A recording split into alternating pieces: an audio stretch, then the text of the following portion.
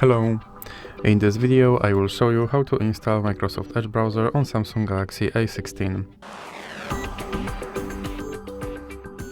So you have to start by opening your Google Play Store, then click on search bar and type in Edge. Now click search and you can click install.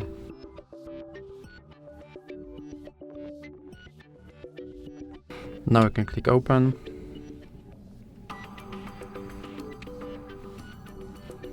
And here you can set this browser as your default browser, or you can click not now.